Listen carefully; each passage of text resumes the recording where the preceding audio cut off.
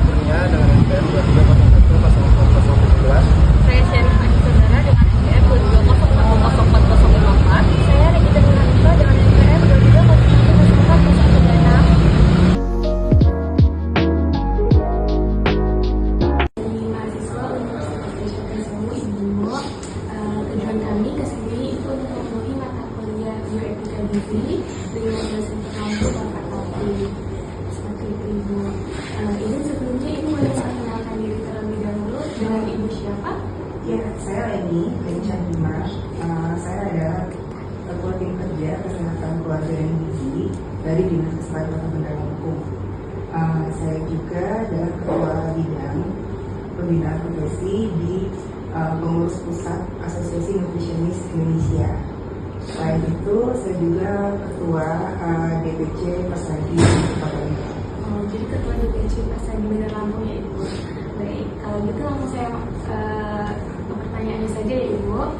Bagaimana peran seorang nutrisionis sebagai advokat kesehatan dalam meningkatkan kesadaran masyarakat tentang pentingnya pola makan seimbang? Advokat kesehatan itu kan orang yang membela menggabungkan atas pesan kampanye itu. Jadi dari pesan kampanye itu kita tentu tidak bisa sekali-sekali untuk menyampaikan hal tersebut ya. Banyak sekali media sebenarnya yang bisa dipakai untuk menyampaikan pesan gizi ke masyarakat gitu. Jadi pesan itu memang harus selalu didengungkan ya dengan berbagai hal di berbagai kesempatan gitu ya. Apalagi juga kita itu punya media yang tidak harus begini, tidak harus tatap muka, tidak harus pakai kertas gitu. Apalagi influencer sekarang ya, anak-anak sekarang Gen Z ini akrab sekali dengan media digital gitu. Media digital dan akhirnya orang-orang di sekelilingnya, apakah itu Gen Z juga bahkan anak-anak itu udah akrab tuh. Handphone itu bukan lagi barang yang eksklusif hanya untuk anak-anak di golongan tertentu gitu. Maksudnya saya itu dari sisi umur ya, bahkan anak-anak kecil juga sudah akrab gitu. Akses terhadap YouTube juga dengan perkembangan TV Android sekarang. Jadi walaupun bagaimanapun teknologi punya dua sisi, namun kita sekarang sebagai seorang yang secara keilmuan punya bekal di situ, kita memanfaatkan teknologi itu untuk menyampaikan pesan tadi gitu. Pesan yang pesan gizi seimbang dan pesan-pesan gizi yang untuk kita menangkal apa itu hoax dan pesan-pesan jadul ya. Ini kalau suatu saat nih banyak ke masyarakat ya, mungkin nanti ke masyarakat mungkin akan kaget ketika masyarakat masih ketemu pesan 4 sempurna, padahal itu sudah jauh sekali gitu, sudah lama sekali gitu. Kita ganti ya, pemerintah di Indonesia ini sudah mengganti dengan pedoman gizi seimbang, namun hanya segelintir masyarakat yang tahu pedoman gizi seimbang. Pertanyaannya kenapa? Jangan-jangan kita yang tidak memanfaatkan berbagai hal untuk menyampaikan informasi itu. Jadi dari istilahnya saja sudah nggak paham, baru-baru isinya. Maka manfaatkanlah media untuk terus menggaungkan ya semuanya. Jadi apakah orang itu biasanya tidak menjalankan, bisa jadi karena nggak tahu. Akhirnya konsepnya tetap, kalau nggak minum susu, anak saya itu belum cukup baik gitu makannya. Kalau nggak minum susu kurang gitu ya. Terus hal yang sama juga ketika orang tua datang ke nutrisionis, ke puskesmas maupun ke rumah sakit, selalu ditanyakan, ini anak saya mau saya sapit, susunya apa ya Bu? Susunya apa ya Pak? Gitu. Karena mindset orang, jangan yang udah tua-tua ya, yang masih ya angkatan 25, 30 tetap aja mindsetnya apa? 4 sehat 5 sempurna. Itu pesan kita berarti yang kurang sampai. Mungkin media kita yang perlu benar-benar diperbaiki dari caranya, dari waktunya, dari pemanfaatan berbagai hal, juga pesan kuncinya yang perlu kita gaungkan lagi ke masyarakat. Mungkin bisa lewat media TikTok seperti apa? Iya. Yang penting adalah pesan, karena kita memang punya basic keilmuan, punya dasar secara keilmuan, maka manfaatkanlah keilmuan itu dengan media kekinian lah ya gitu ya. Jadi jangan alergi sama perkembangan media sosial yang mungkin tiktokan kayak apa gitu ya, tapi bagaimana kita memanfaatkan media yang lagi booming di masyarakat, tapi dengan pemanfaatan atau dengan penyampaian pesan gizi yang sebenarnya, yang baik, yang pesan yang langsung bisa kena ke masyarakat dengan cara penyampaian yang lebih akrab dengan sisi masyarakat itu sendiri. Untuk selanjutnya, seorang nutritionist itu kan sering berhadapan dengan tantangan ketika mereka memberikan rekomendasi gizi kan gitu. Bukti, tetapi sejalan dengan preferensi budaya masyarakat. Jadi, bagaimana ibu sebagai nutritionist dapat melakukan advokasi gizi tanpa mengabaikan nilai-nilai budaya tersebut? Ya, pertama kita tentu harus tahu ya budaya atau brand apa sih gitu yang ada di masyarakat di sekitar kita gitu. Apakah ketika kita mau menyampaikan edukasi ke masyarakat itu kita harus cari tahu dulu orangnya itu seperti apa yang akan kita hadapi. Kemudian isu yang ada di masyarakat itu ya itu kita harus tahu dulu. Jadi nggak bisa kita datang ke suatu kelompok atau ke suatu komunitas atau tempat tanpa punya bekal gitu. Bekalnya cuma bekal ilmu gizi doang. Kalau kita gini misalnya kita di ke PKK atau ke kelompok Karang Taruna, kita cuma bekal nih media ilmu gizi, tapi kita nggak tahu kalau masyarakat di sana itu punya pandangan-pandangan tertentu terhadap gizi ya, terhadap makanan. Itu kita harus pelajari dulu.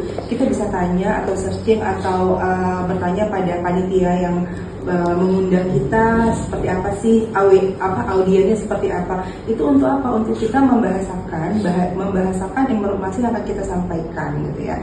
Jadi kalau masyarakatnya memang brandnya atau di sana terkenal dengan orang yang suka konsumsi sesuatu, jangan kita langsung menyalahkan, tetapi bagaimana bahasa kita untuk menggiring perubahan mindsetnya dulu ya, perubahan pemahaman mereka.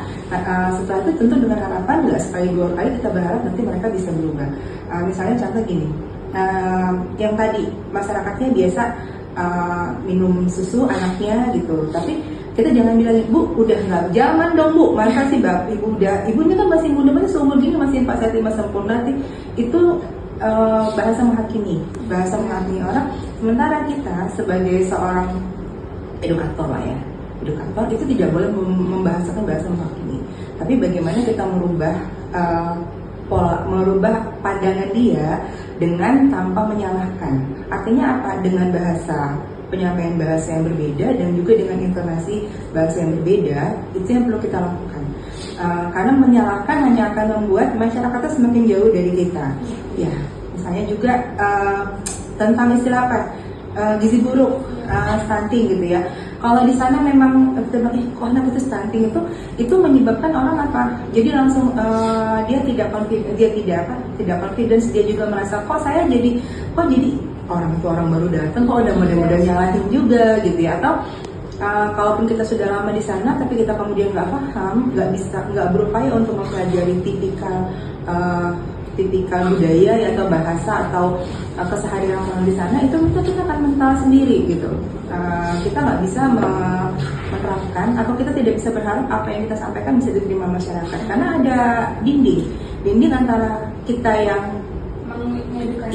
kita yang kayaknya menurut mereka, kita yang berpikir kita ini ilmu banget gitu, kita yang bisa banget, dengan masyarakat yang nggak tahu banget. Padahal kita bisa saja di antara mereka itu sebenarnya ada orang yang tahu, namun kemudian kita menganggap diri kita adalah yang lebih. Itu yang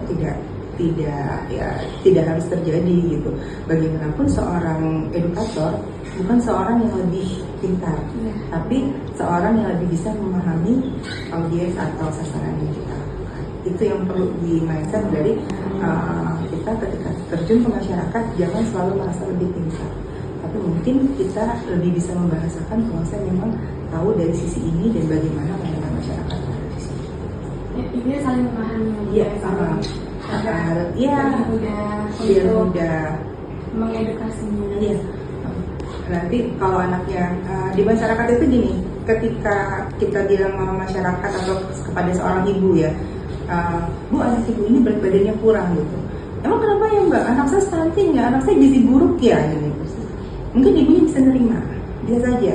Tapi jangan salah ketika kita bicara dengan bapaknya atau bapaknya juga hadir, karena bapaknya kemudian tidak terima.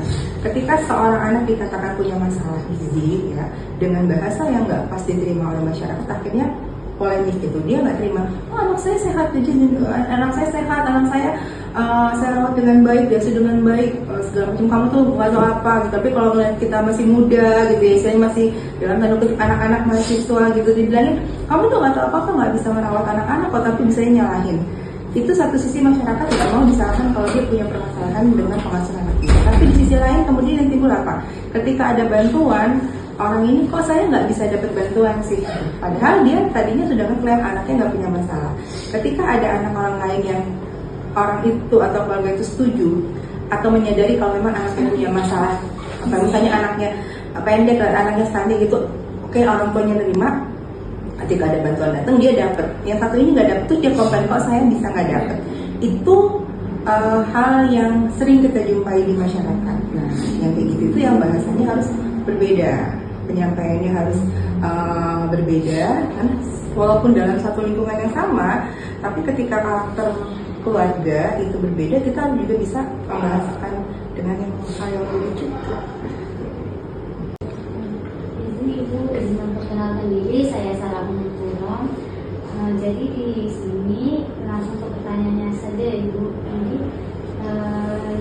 Ini dalam upaya advokasi gizi ini, bagaimana sih Ibu seorang nutrisionis ini dapat memastikan bahwa pesan gizi yang disampaikan itu tidak bias dan tidak menyesatkan Ibu, serta tetap menghormati otonomi di individu dalam memilih makanannya. Seperti itu. Ya, untuk kita mengetahui bahwa yang kita sampaikan diterima dengan tepat kepada seorang tersebut, kita harus bahasanya counseling itu adalah checking question. Kita menanyakan kembali apa yang kita sampaikan, tetapi bukan dengan pertanyaan ibu paham nggak? Nah, nanti dia jawab paham gitu, padahal yang pahamnya apa? Jadi kita seolah-olah kita bertanya, tapi bukan dengan bahasa yang bertanya. Misalnya tadi kita bahas tentang makanan yang mengandung protein tinggi ya Bu, gitu. Kira-kira apa sih Bu? Gitu. Karena tadi kita sudah menjelaskan anaknya butuh tambahan makanan dengan protein yang lebih, jenisnya dari sumber hewani misalnya. Kita udah jelaskan tadi, kita udah ngobrol sebelumnya, tapi kita mau tahu dia paham nggak sih dengan makanan yang sumber protein hewani. Tadi kita oh ya Bu, jadi kalau makan sumber protein hewani itu apa sih Bu? Gitu. Jangan menimbulkan kesan kalau kita mengetes.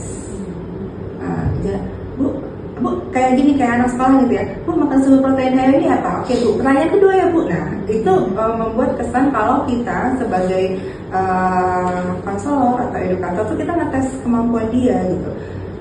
Akhirnya dia jadi oh ya apa ya gitu. Jadi kayaknya terus kalau dia merasa kalau dia akhirnya salah menjawab atau kurang tepat itu, terus kita jadi dia merasa ketakutan gitu. Waduh, saya salah nih, gimana nih gitu ya. Jadi yang pertama adalah jangan menimbulkan kesan atau menciptakan kondisi kesan yang timbul kalau kita ngetes dia. Yang kedua, seandainya pun misalnya salah jawaban dia, kita harus menyampaikan kalau dengan bahasanya, oh ya Bu, seperti ini juga. Jadi kita masukkan kembali informasi untuk memperbaiki pemahaman dia atau ingatannya gitu ya. Ingatan dia kita perbaiki gitu. Tapi tidak menyalahkan. Nanti kalau disalahkan dia pun tuh nggak mau lagi ketemu gitu ya. Oh kalau gitu saya tuh kalau ketemu sama Mbak Sarah itu saya tuh disalahin terus, nggak mau lah gitu ya. Itu jadi kemudian dengan harapan ketika dia paham, dia sudah bisa mengulangi apa yang kita tanyakan ke dia, dan apa yang dia bisa melakukan. Dan satu lagi juga mengecek kesiapan.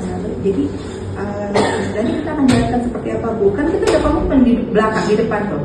Kalau nanti kita akan menjalankan kegiatan A, B, C, misalnya dia harus merubah waktu makan anaknya. Oh, dia harus membiarkan anaknya untuk makan sendiri misalnya. Kita tanya lagi lah. Jadi nanti kita akan seperti apa ya Bu, Ibu dengan anaknya siapa namanya, misalnya Ani gitu berikutnya. Nanti setelah di rumah seperti apa, itu untuk mempertegas apa dan mengingatkan dia kembali apa yang akan dia kerjakan di rumah, sehingga nanti dia oh ya kalau gitu saya akan fokus di ini dulu gitu. seperti itu sih, sehingga ya tadi dia paham dan kita yakin apa yang kita sampaikan memang bisa dia kerjakan dan dia paham. Jadi Ibu mengenai penyelenggaraan makanan. Jadi pertanyaannya Ibu, jika penyelenggaraan makanan di institusi seperti rumah sakit sering melibatkan berbagai kelompok dengan kebutuhan khusus seperti agama, kesehatan, atau alergi. Nah, jadi boleh dijelaskan dari Ibu bagaimana prinsip etika dan toleransi harus diterapkan dalam penyusunan menu agar tidak terjadi diskriminasi? Ya, pertama kita bingkai dulu ya. Jadi kan rumah sakit itu ada rumah sakit yang bersifat umum, artinya dia rumah sakit yang menyelenggarakan makanan secara umum gitu. Tapi ada juga rumah sakit yang dia memang rumah sakit yang ada keagamaannya dan dia punya aturan dalam sisi keagamaan itu. Contohnya misalnya kita punya di Lampung lah ya, ada rumah sakit yang bersifat umum seperti rumah sakit umum, rumah sakit Urip, misalnya rumah sakit Bumi Laras itu umum ya. Kemudian ada rumah sakit yang sifatnya khususnya dalam arti ada sisi keagamaannya, kayak rumah sakit Santa Ana, rumah sakit Immanuel, dan rumah sakit satu lagi Advent gitu ya.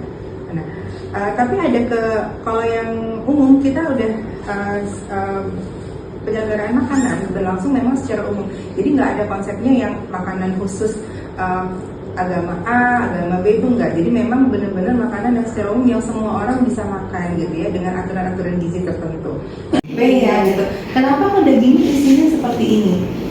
Akhirnya kalau masyarakat yang tidak paham tentang atau tidak pernah mengetahui, tidak pernah mencari tahu mungkin tentang konsep makanan pada agama tertentu, itu menyebabkan dia jadi ini ya persepsinya berbeda. Akhirnya dia malah salah paham gitu.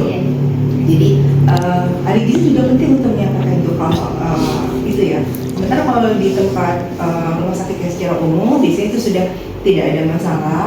Kalau terkait sama alergi, setahu saya ketika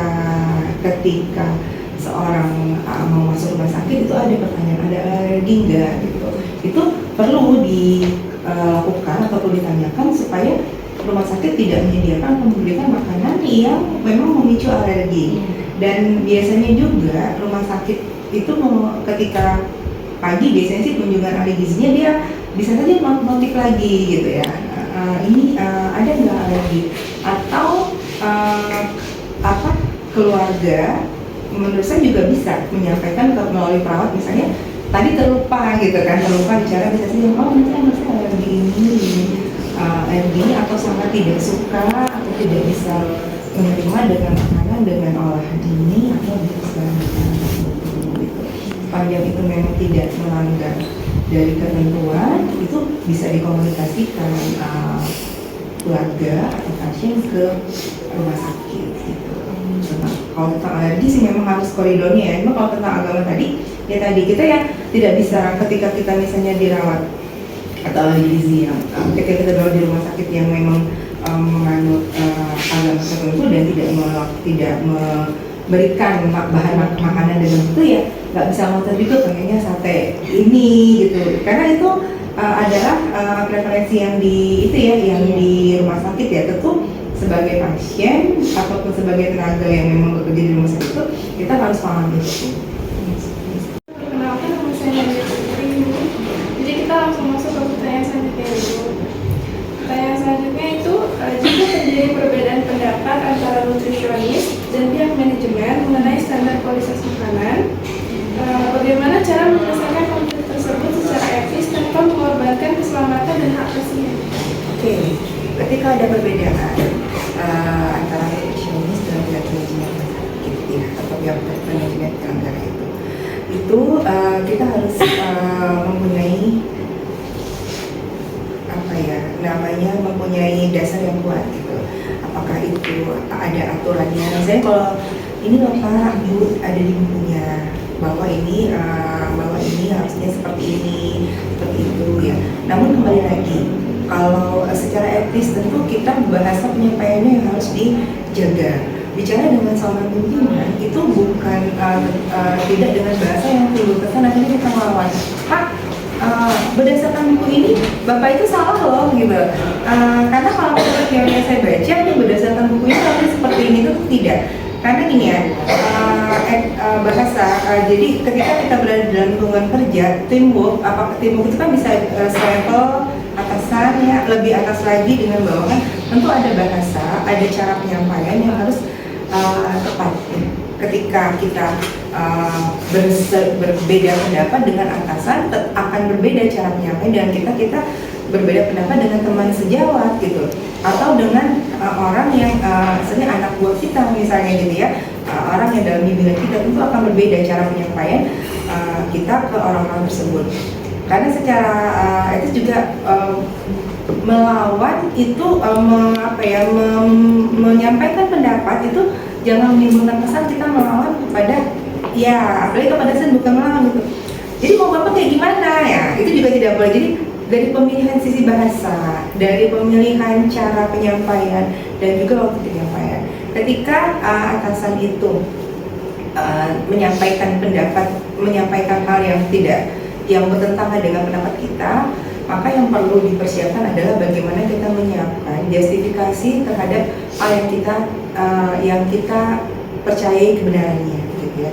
Jadi nggak boleh otak kosong ketika kita memberikan justifikasi, memberikan argumentasi, gitu ya, bahwa berdasarkan ini gitu, pengalaman dengan di bagian lain atau di bagian tempat lain itu seperti ini.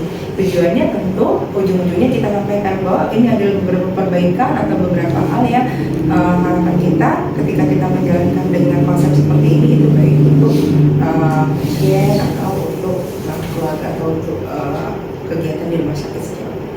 Jadi bahasa, suasana, serta sikap yang harus dijaga. Baik, Ibu. Dalam penyelenggaraan makanan, bagaimana nutrisionis dapat memastikan keamanan pangan, transparansi proses, dan perlakuan adil terhadap seluruh penerima layanan? Jelaskan peran kode etik profesi dalam situasi. Dalam satu rangkaian penyelenggaraan makanan, ya, beberapa kali saya sounding ya dengan teman-teman nutrisionis maupun pihak manajemen bahwa di setiap penyelenggaraan tersebut kita punya SOP, standar operasional prosedur. Itu untuk memastikan semua kegiatan itu memang sesuai dengan standar, transparansi tadi. Setiap orang sudah kita sampaikan, kan SOP itu dibuat oleh pihak manajemen ya. Kalau misalnya di instalasi gizi yang dibuat adalah kepala instalasi gizi, tentu diketahui dengan pihak manajemen. Kalau kegiatan A misalnya, kegiatan pemberian makanan di kelas 3 misalnya, itu akan protapnya dari kegiatan yang paling di kegiatan awal sampai kegiatan akhir, semua tersosialisasi. Jadi nggak ada yang satu nggak diikutsertakan tersosialisasi, dan semua tentu punya tahap-tahapan agar bisa memahami dan menjalankan satu protap itu, menjalankan semua langkah dengan satu gerak yang sama. Dan dengan satu gerak yang sama tentu akhirnya ketika semua berjalan sesuai dengan prosedur, keamanan pangan menjadi satu juga poin yang diperhatikan. Misalnya nih, kalau dalam SOP kita sampaikan kalau makanan yang atau bahan makanan yang kita terima spesifikasinya tidak bau, tidak misalnya ayam gitu ya, tidak bau, masih warnanya seperti apa, apakah dia ada lendir yang tersemprot. Ketika di situ kita sudah menerapkan sesuai dengan SOP, satu poin lagi titik penting, bahan makanan itu sudah aman. Kemudian ketika di penyimpanan kita punya SOP juga dijalankan nggak? Jangan sampai si daging atau ayam ini yang mau kita pakai berapa jam kemudian kita taruh di ruang, misalnya di suhu ruang, padahal harusnya dia masuk ke ruang penyimpanan dulu. Kalau nggak jalan SOP-nya, akhirnya busuk kan. Ketika busuk, ketika mau dipersiapkan, orang persiapan pakainya ini baik-baik, cuma bau-bau dikit gitu. Nah, cuma bumbu dikit, ada lendirnya dikit, cuma ya bisa lah nanti bumbunya dibanyakin. Akhirnya orang bekerja tidak menjalankan lagi namanya prosedur SOP-nya. Ketika SOP tidak dijalankan sesuai dengan aturan main yang udah disepakati bersama, maka kita punya titik-titik permasalahan. Kita nggak tahu nih, ya di sana bilang kita sudah jalan, kok saya udah jalan. Akhirnya kita ketemu ternyata titik permasalahan itu misalnya di bagian penyimpanan. Berusaha bagian pengolahan memperbaiki dengan nambah bumbu, tapi kan itu bukan prosedurnya. Kemudian pas kesana akhirnya memang bangunnya memang gak kecil, tapi secara insight di dalamnya sebenarnya itu sudah punya permasalahan, sudah busuk. Yang gimana mau aman ketika dalam proses tersebut memang kita tidak berjalan sesuai dengan prosedur. Satu titik nggak mudah memang menerapkan prosedur, tapi ketika semua dalam satu langkah yang sama, maka keamanan itu, kegiatan itu bisa berjalan dengan baik. Tapi kalau satu titik saja sudah bermasalah atau nggak mau nih taat, mau nanti disalah sedikit lah, beda dikit lah, akhirnya memang itu nggak bisa dipertanggung jawab. Sini Ibu, perkenalkan saya dari Temanita. Izin bertanya Ibu, seseorang nutrisionis yang berada pada posisi kepemimpinan harus mampu memengaruhi tim untuk memberikan pelayanan gizi terbaik. Jelaskan gaya kepemimpinan apa yang paling sesuai dalam setting organisasi, kesehatan, dan alasan memilihnya. Gaya kepemimpinan ya. Jadi sebenarnya ada dua sisi seorang yang berada di level paling atas. Yang pertama bos, yang kedua adalah leader. Kalau bos itu bisa cuma perintah dan dia tidak melihat proses itu seperti apa. Yang dia lihat adalah hasil akhir. Saya perintahkan kamu mau menyediakan makanan untuk pasien, untuk pasien ini 50 orang. Terus dia tinggal lihat, dia nggak lihat prosesnya, dia lihat cuma hasil akhir, tersedia makanan untuk 50 orang pasien. Gitu. Dia tidak memaintenance si anak buahnya dalam menjalankan itu, dia tidak memperhatikan SOP-nya juga, dia nggak melihat, pokoknya dia tahu input, tahu dia hasil. Selama proses dia nggak bisa, tidak melihat itu, dia tidak mau memperhatikan itu, atau juga pokoknya yang penting jadi, dia menekan si anak buahnya atau karyawannya untuk menyelesaikan proses itu bos. Bos itu bukan pemimpin. Bos itu, ya bos gitu ya. Sementara seorang pimpinan itu harusnya bersikap sebagai leader.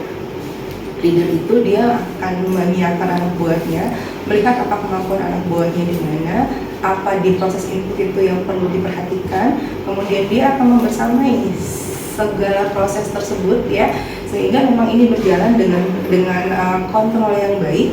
Kemudian dia akan baru bisa dia melihat hasil. Seorang leader dia akan memperhatikan bagaimana titik masalah, dan ketika masalah itu terjadi dia tidak semuanya tidak menyalahkan dari anak buahnya, tapi bagaimana semua itu diperbaiki atau apa yang bisa dilakukan sehingga memang pekerjaan akhir atau outputnya nih yang kita menyiapkan makanan itu terjadi. Seorang pimpinan itu harusnya bersikap sebagai seorang leader, bukan sebagai seorang bos. Saya Syarifah Nisbara. Sebelumnya izin bertanya ya Bu, bagaimana seorang pemimpin di bidang gizi dapat mengambil keputusan yang etis ketika dihadapkan pada keterbatasan anggaran, tekanan dari manajemen, dan kebutuhan pasien yang beragam? Etis, keterbatasan anggaran, manajemen, yang satu lagi Kebutuhan pasien yang beragam. kebutuhan. Kita ketika keterbatasan anggaran itu kita harus melihat sebuah skala prioritas. Dari sekian banyak hal yang harus dilakukan, mana yang perlu didahulukan. Karena nggak mungkin kita melaksanakan satu hal itu separuh, ini nggak selesai, ini nggak selesai. Jadi kita harus membuat sebuah skala prioritas, mana yang dulu yang dikerjakan, mana yang dulu berdampak paling besar, kalau nggak dikerjakan bisa mengakibatkan hal yang lebih buruk gitu. Jadi kalau dari sisi keterbatasan anggaran, maka kita harus membuat skala prioritas. Kemudian yang kedua tadi manajemen, perselisihan dengan manajemen. Nah, ketika tekanan dengan manajemen itu terjadi, maka selain skala prioritas yang kita berikan, kita harus bisa menyampaikan juga advokasi kepemimpinan, titik kepentingannya, kegiatan itu harus didahulukan atau hal ini harus dilaksanakan. Itu harus bisa kita menyampaikan advokasi kepemimpinan dari sisi memperjuangkan kepentingan dari hal-hal yang memang akan kita kerjakan nih gitu ya. Misalnya, oke, Pak, Bu, kita memang terbatas anggaran, tapi yang ini juga penting karena dampaknya atau akibatnya ketika tidak dikerjakan akan berakibat lebih besar, lebih buruk, atau berakibat yang berkepanjangan. Itu perlu kita sampaikan kepada pimpinan, itu bisa menjadi bahan informasi untuk kita kita melakukan hal yang kita perjuangkan tadi gitu. Sebagai kepentingan ya, kebutuhan pasien yang beragam dibuat ya ada skala prioritas, skala kepentingan, juga dampak. Jadi ketika kita menghadapi berbagai hal keterbatasan, maka kita harus memperhatikan adalah kita membuat skala prioritas. Mana yang perlu kita lakukan lebih dahulu, mana yang berdampak lebih besar, mana yang punya dampak berkelanjutan.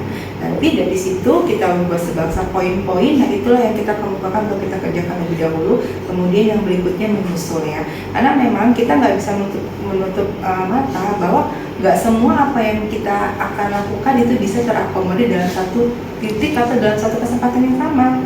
Maka ya tadi beberapa hambatan yang ada di luaran itu yang kita harus buat angka-angka prioritas tadi ya, mana dulu, mana yang punya dampak, mana yang bisa didahulukan, mana yang berdampak paling buruk atau yang berdampak berkelanjutan tersebut. Sebagai pengurus DTJ Persagi, bagaimana Ibu memaknai kepemimpinan etis dalam organisasi profesi gizi? Lalu jelaskan peran Persagi dalam menjaga integritas profesi, meningkatkan kompetensi anggotanya, dan melakukan advokasi publik terkait isu gizi. Oke, kalau untuk kepemimpinan etis ya, sebuah organisasi profesi itu bukanlah kedudukannya sebagai atasan dan bawahan, seperti mungkin di kantor ya. Di kantor itu ada kepala dinas atau kepala kantor, ada sekretaris, ada staf. Tapi organisasi profesi itu tidak seperti itu. Ketua adalah orang yang diamanatkan untuk memimpin, tetapi bukan bos gitu yang bisa merintah.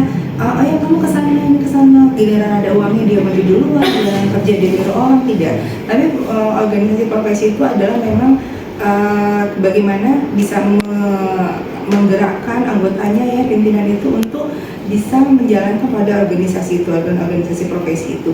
Jadi seorang pemimpin atau seorang ketua di organisasi profesi itu jangan menempatkan dirinya sebagai seorang, jangan menyamakan dirinya ya, menempatkan dirinya sebagai saya ini ketua, kalau misalnya di kantor saya itu sebagai kepala ini atau kepala instalasi atau kepala bidang atau ketua tim apa gitu, tapi dia adalah itu di kantor, berbeda dengan di organisasi. Di organisasi dia bisa menempatkan sebagai pengayom, sebagai kakak gitu ya, sebagai rujukan, sebagai pelindung bagi teman-teman atau bagi orang-orang di satu organisasi itu. Harus bisa menempatkan diri seperti itu, dan bagaimana dia bisa merangkul anggotanya sehingga organisasi ini bukan bergerak sendiri tapi bergerak bersama-sama. Karena organisasi profit itu kan non profit ya, nggak ada uangnya yang terus digaji gitu. Terus orang juga mau berada di organisasi itu bukan karena dia nanti kalau saya anggota organisasi saya bakal bisa dapat uang ini biar saya dulu, tidak. Organisasi profesi itu adalah suatu perkumpulan yang kita untuk bersama-sama, untuk sebenarnya kepentingan kita sendiri. Bahkan kadang-kala ya kita nggak bisa kemungkinan kita yang keluar uang, padahal untuk orang lain atau untuk bergerak di organisasi itu. Jadi penting untuk bisa menempatkan diri bahwa saya bisa merangkul teman-teman satu organisasi, satu profesi itu, kemudian bagaimana kita bisa mengajak mereka untuk bisa aktif di organisasi, untuk bisa membawa organisasi ini ke tempat atau ke momen yang baik ya, sebagai wadah untuk melindungi organisasi, pengembangan profesi dan lain-lain. Kalau dari sisi untuk pengembangan profesi untuk pengembangan keilmuan ya, itu kita punya secara pendidikan ya, teman-teman itu di Persagi itu juga punya keilmuannya sendiri-sendiri. Ada yang sebagai fasilitator, memang sebagai terbiasa menulis atau terbiasa mengisi ya, dan itu bisa menjadi rujukan dari teman-teman anggota yang lain yang mungkin perlu bantuan ya. Ini untuk menghadapi punya permasalahan ini gitu ya, bisa dibantu di situ gitu. Jadi kita juga bisa membuat momen-momen kecil ya, apakah sebangsa coaching gitu ya, ketika mereka di suatu misalnya rumah sakit atau puskesmas punya event ya, ini ada yang sebagai narasumbernya, sebagai moderatornya untuk mengisi, untuk terlibat di organisasi itu. Karena tadi bagi ada pelatihan-pelatihan ya yang secara individu, secara kedinasan mereka ikut, dan juga di organisasi profesi sendiri sebenarnya banyak momen-momen pelatihan untuk peningkatan kapasitas.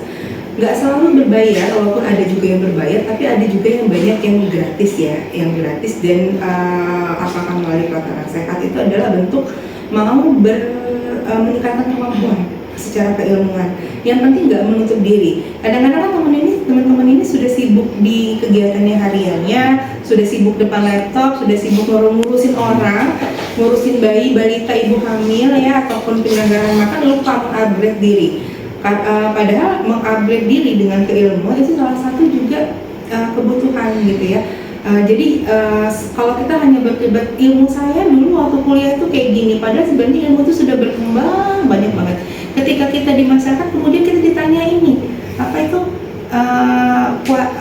cara menurunkan berat badan segitu, kita bilang itu ilmu mana ya, sementara saya waktu perkuliahan nggak ada. Artinya kan dia agak malas untuk mengupdate diri gitu. Teknologi tidak digunakan, itu dia mengupdate secara keilmuan, padahal ini berkembang ya. Apa yang terjadi di masyarakat itu nanti akan balik ke dia. Jadi ketika dia di masyarakat dia nggak tahu apa karena kiblatnya itu ya buku-buku jadulnya dia itu gitu, dia tidak diupdate lagi. Jadi dia perlu menambah pengetahuannya dengan mengikuti pelatihan-pelatihan, dengan mengikuti seminar-seminar, banyak, nggak harus selalu berbayar ya, ataupun juga mengikuti kayak talk show ya, bincang-bincangnya dengan organisasi, dengan teman-teman di organisasi profesi, itu penting dilakukan. Dan satu lagi, ada beberapa kegiatan organisasi profesi yang memang tujuannya ke masyarakat, ada punya pengabdian masyarakat, kita juga bantu komunitas tertentu ya, misalnya sekolah ya, TK, PAUD, ataupun ada tuh perkumpulan grup, pensiunan ataupun apa, ketika mereka mengadakan kegiatan pemeriksaan kesehatan, senam sehat, itu sebenarnya organisasi profesi bisa ada di situ. Kalau DPC Persagi Kota Bandar Lampung sendiri ya, itu beberapa kali pernah diundang. Ini ada peringatan 17-an RT sekian ya, bukan RT sih, perumahan A, terus ngehubungin Mbak ini bisa nggak sih kita mau ada jalan sehat nih gitu, HUT RI gitu. Nanti orang puskes kita minta bantu untuk pemeriksaan kesehatan, tapi konseling gizinya dari Persagi ya gitu. Itu kan cara kita untuk menjual diri kita dan menjual keilmuan kita di masyarakat. Nggak harus di momen yang kita mengadakan seminar besar gitu, kita undang masyarakat, tapi yang kayak gitu itu kelompok-kelompok kecil. Ada lagi pengajian ya, ini dong pengajian ibu-ibu gitu ya, atau anak TK PAUD, untuk apa menyampaikan ya sesuai dengan ilmu mereka. Anak TK itu makannya kayak gimana, interpretasi gimana, jajannya kayak gimana, pemeriksaan kesehatan di anak orang-orang lansia, atau pada hari-hari kita di hari kayak peringatan 17-an itu kan kadang-kadang beberapa kelompok masyarakat perumahan suka buat kegiatan tuh senam ya, atau jalan sehat. Mereka itu ada yang beberapa meminta bantuan, ayo dong ikutan gitu ya, nanti kemudian kasih konseling lah gitu ya, kasih konseling. Kita di ranah situ, kita tidak melakukan pemeriksaan kesehatan gitu ya, kita kan mengukur tinggi badan, berat badan dia, tapi kita kan nggak periksa gula darah atau kenapa. Tapi dari hasil pemeriksaan dilakukan oleh pihak lain yang diundang oleh panitia, kemudian dikonsulkan ke kita, oh ini hasil pemeriksaan gulanya, hasil pemeriksaan tekanan darahnya. Itu adalah wadah kita untuk bisa menjual diri ke ilmuwan kita dan juga menjual profesi kita ke masyarakat, supaya orang tahu Persagi itu ada, Persagi itu kayak gini.